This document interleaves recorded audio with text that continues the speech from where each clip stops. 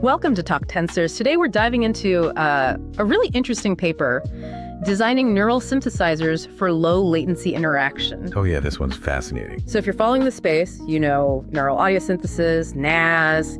It's got incredible potential, right? Super high quality audio, flexible control. Totally. Think MIDI control, but also like audio-driven synthesis. Really powerful stuff. But there's a catch, a big one for interactive use, especially music: latency. That, delay. Exactly. It's the killer app problem almost. These models can run in real time, technically. Computationally. But that lag, it just feels sluggish. If you're playing an instrument and the sound comes out noticeably late. It totally breaks the connection, makes it really hard to play expressively. Impossible, really. Yeah. So this paper tackles that head on. It asks, where does this latency actually come from? Right. They look specifically at audio-to-audio tasks using timbre transfer as their main example. Yeah. Changing the sound's character but keeping the pitch and rhythm. And they started with an existing model, RAVE, which is known for being real-time capable, but has issues. Yeah, latency issues. So they diagnosed RV, and then their big contribution, they designed a new model called RAVE. Briefly, real-time audio variational autoencoder. Nice acronym. Yeah.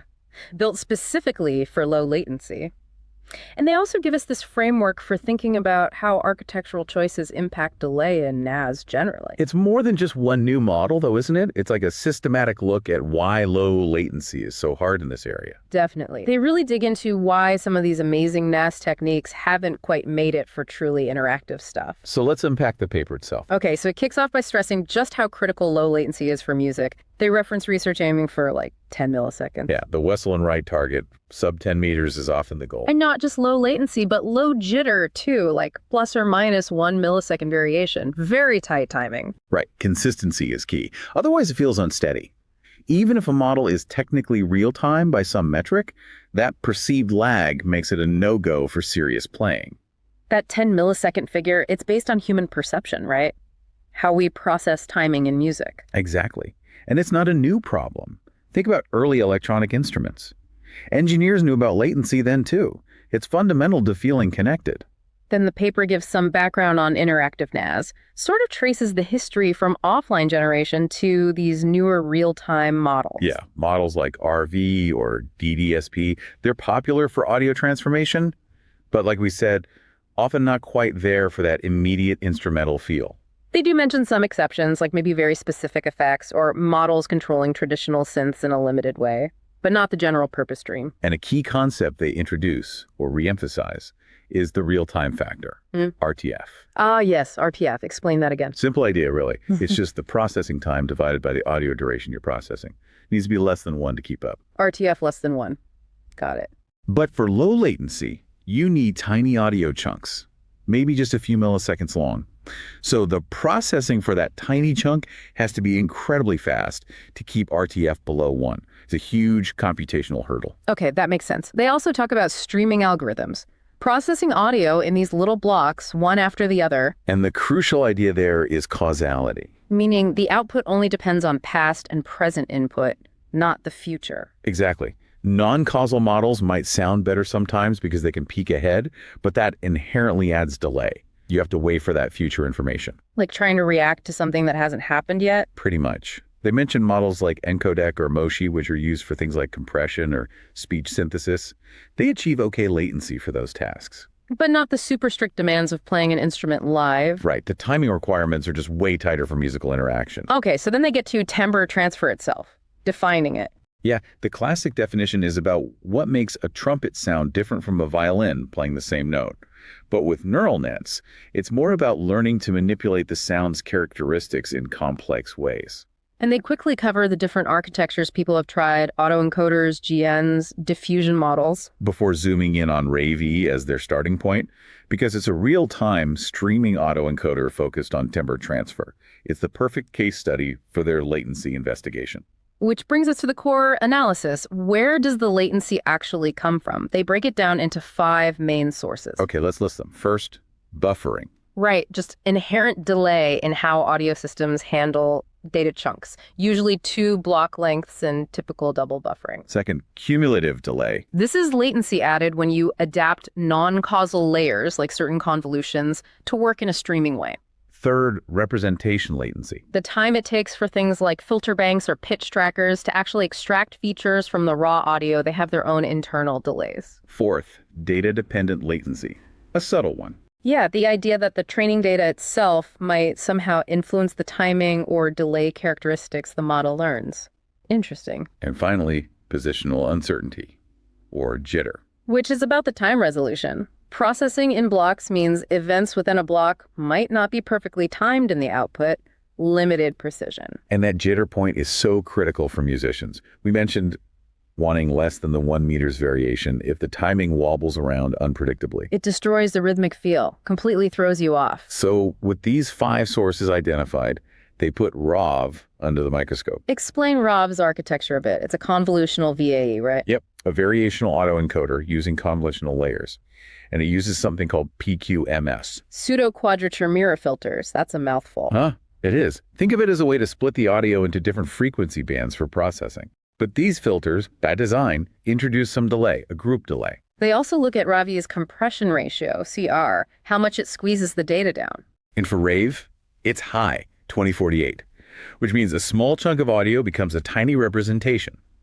Good for learning abstract stuff, maybe, but potentially bad for latency. Why's that? Fewer data points mean lower time resolution. Exactly. If one latent point represents a large chunk of time, it's harder to maintain precise timing. Plus, processing fewer points might require more complex operations per point. Okay, and the receptive field, how much past audio it considers? For RAVE, it's huge. They calculated the total receptive field, encoder and decoder combined, at over 46,000 samples. Which is over a second, at standard sample rate. Over a second, yeah, 1.04 seconds.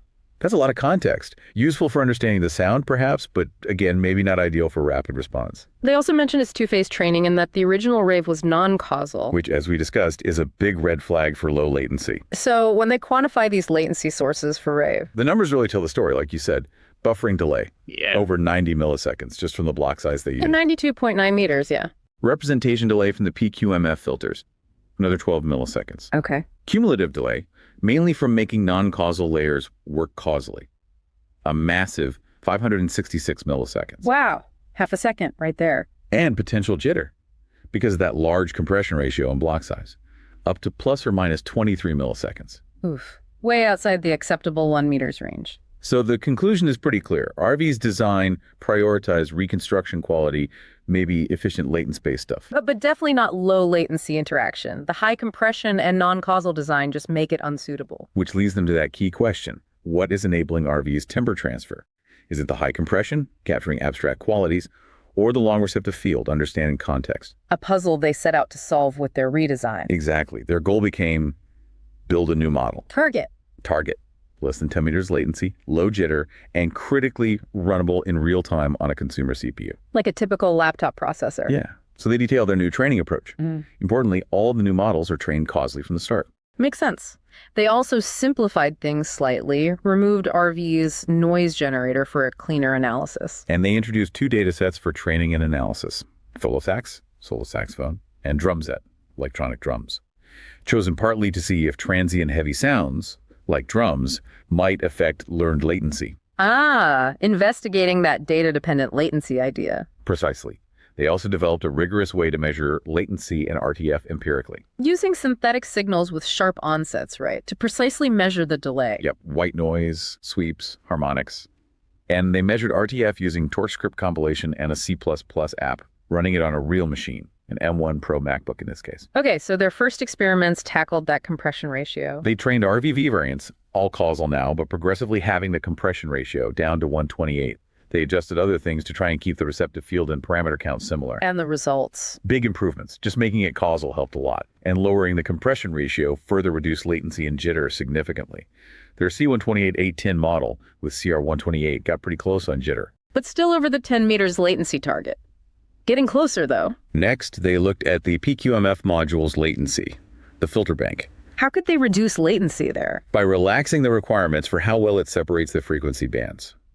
Less trick separation means you can use shorter filters, and shorter filters inherently have less group delay. Ah, okay. Trade-off between frequency separation and latency. Exactly. And they found this worked. Reducing the filter attenuation requirements lowered latency. One version, C128R 10P40, got really close to the 10 meters goal. But maybe slightly higher jitter is a trade-off. A little bit, yeah. But tantalizingly close on latency. But then there's the RTF problem. Lower latency often means more computation per second. Right, so they needed to optimize for speed. They took that promising C128R 10P40 model and made it leaner. How? First, they have the generator's receptive field, C128R0 5P40.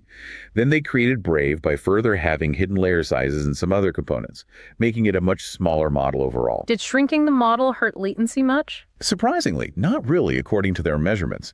The latency figures stayed pretty similar. But the RTF, did it Brave run fast enough? Well, when they tested it using the standard libtorch C++ library, even Brave struggled to hit that RTF1 target at the small block size needed for the lowest latency, 128 samples.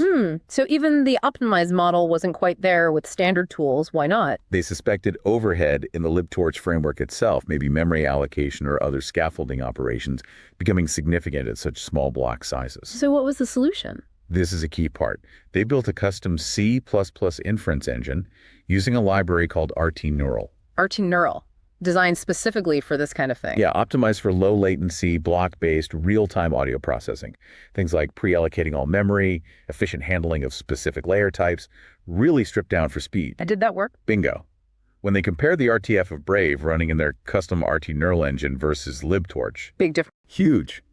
With RTNural, Brave finally achieved an RTF comfortably below 1 at that crucial 128 sample block size. It was genuinely real-time capable at its lowest latency setting. That's awesome. So the implementation really mattered. They even built a proof of concept audio plugin. Yeah, showing it could work in a standard music production environment. Okay, so they built Brave, got it running fast. How did it actually perform in terms of sound? Right, the evaluation section. They wanted to check audio quality, timbre modification, and how well it preserved the original content, comparing Brave and their intermediate models back to the original RV. How'd they measure audio quality? Using Frechette audio distance, FAD. It's a common metric for perceptual audio quality. The results show generally similar quality across their new causal models and RV trained on their respective datasets. Though Brave maybe took a small hit. A slight dip, yeah, likely due to its smaller size, fewer parameters.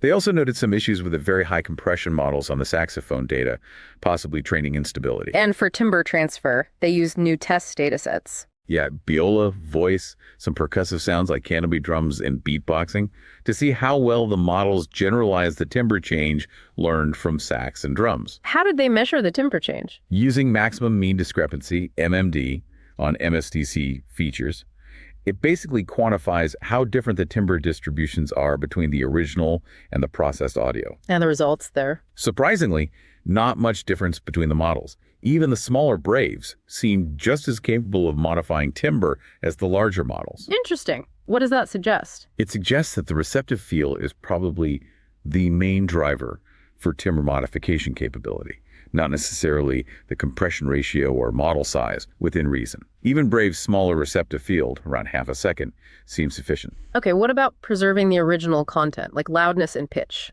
They looked at that too. Loudness similarity using L1 distance and pitch accuracy using the CREPE algorithm. Here, the lower compression ratio, CR128 models, clearly performed better. Better pitch accuracy, better loudness tracking. Why would lower compression help there? Higher temporal resolution. With more latent points per second, the model can track changes in pitch and loudness more precisely. And again, Brave performed really well here despite its smaller size. They also included some subjective comments from using the Brave plugin. Yeah, they mentioned playing guitar, congas, singing through it.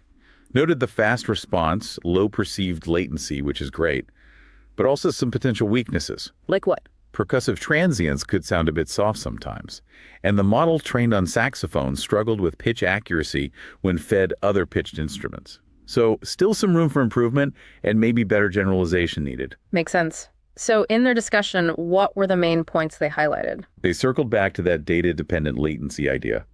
The drum set models consistently had lower latency and jitter. Suggesting training on transient heavy material might actually help temporal accuracy. It seems plausible. They suggest it's an area for future work, maybe using different loss functions that penalize timing errors more directly. Like time domain loss functions. Potentially. They also reiterated the main architectural finding. Timbre transfer seems to rely more on a decent receptive field. While content preservation and low latency benefit from a smaller compression ratio. Right. And they were clearly impressed that the much smaller RAVE model performed so similarly to the larger ones in many aspects, suggesting potential for even more efficient low latency models. So the overall conclusion. It's a strong push for designing interactive NAS models with latency as a primary consideration from the very beginning. You can't just bolt on real-time capability later. You need to think about causality, representation, architecture, implementation, everything. Exactly. Their analysis showed RAVE's flaws for this specific goal, and Brave demonstrates that a VAE approach, carefully designed with causal processing and a reasonable receptive field, can work for low latency interaction. Provided all the components, like maybe adding back a low latency noise generator, are also designed with speed in mind. For sure. And they acknowledge the data-dependent performance as something needing more investigation. Okay, so the big picture here is really about enabling a new class of interactive musical tools, right?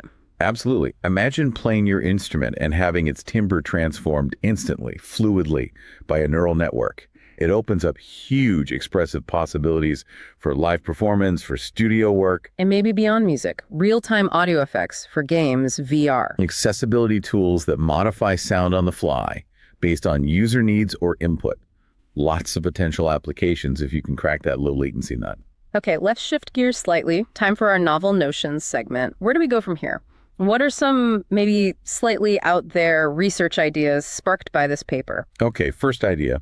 What about latency-aware training? You touched on this briefly with the loss functions. Expand on that. Well, right now, training focuses mostly on audio quality, maybe reconstruction accuracy, right? Latency is kind of an output metric you measure after training. Yeah, you design the architecture hoping it'll be fast. What if latency or maybe jitter or even RTF itself was part of the loss function during training? You'd explicitly penalize the model for being slow. So the optimization process itself would push the model towards faster architectures and representations. Exactly. It connects to this bigger trend in ML of optimizing for deployment targets, for specific hardware, for real-world constraints. You'd be directly telling the model, sounding good isn't enough, you also need to be fast. How would you even measure latency during training? That sounds tricky. It might be tricky to measure the exact wall clock latency, yeah. But you could use proxies. Maybe penalize computationally expensive layer types, or the depth of the network, or metrics related to the filter lengths used in things like the PQMF, things that we know correlate strongly with latency. Interesting. So the impact could be models that are sort of guaranteed by their training to meet certain speed requirements, not just hopefully fast, but optimized for it. Potentially, yeah. You can imagine benchmarks where latency is as important as an FAD score. It feels like a bit of an obvious miss that we haven't been directly optimizing for interactivity speed all along. Okay, novel notion number one. Bake latency into the training objective. What's number two? Number two, build on the idea that latency perception isn't always constant. Maybe dynamically adjustable latency via conditional computation. Okay. Conditional computation. Activating parts of the network based on input. How would that apply here? Imagine a NAS model that isn't stuck at one fixed latency. It could maybe adjust its own internal processing and therefore its latency on the fly. Based on what? Could be several things, maybe based on the musical context, like for very sparse, simple passages or sounds where timing isn't hypercritical, it could run in a super low latency, maybe slightly lower fidelity mode. Okay. But when things get complex, so the user needs maximum quality, or maybe they can tolerate a bit more delay for a richer effect, the model could engage more computationally intensive pathways, trading off a few extra milliseconds for better sound. So you'd have different modes within the same model? Essentially, using conditional computation techniques to activate or bypass certain layers or blocks depending on the need. This could even be a user-controlled parameter like a latency versus quality knob on the plugin. A latency knob, I like that. Or, maybe more speculatively, the model could learn to infer the appropriate latency setting based on the characteristics of the input audio itself. Although that sounds harder. Yeah, the user control seems more plausible initially. But the idea of an adaptive model is really cool. It could lead to much more versatile tools, right? Ones that balance responsiveness and richness dynamically. Exactly. Latency could almost become an expressive parameter itself, something you dial in for different parts of a performance or production. That's a fascinating thought. Dynamically adjusting latency. Yep. Very neat. Of course, disclaimer, these are speculative ideas, just food for thought based on the paper for entertainment purposes. Naturally. Okay, so to wrap things up, this paper really hammers home the need to think about latency from the ground up for interactive NAS. Absolutely. Their analysis of RAVE shows why existing models often fall short, and BRAVE demonstrates a viable path forward. Careful design, causal processing, attention to implementation. It's achievable. The potential for truly responsive, real-time neural audio processing in music and beyond is huge. It feels like we're getting closer. We really are. The work being done in optimizing these models for speed is crucial. We definitely recommend checking out the paper for all the nitty-gritty technical details. As always, link is in the show notes. It's a great read, and it leaves you thinking, what new forms of musical expression and interaction will these ultra-low latency systems unlock next? A great question to end on. Thanks for listening to Talk Tensors.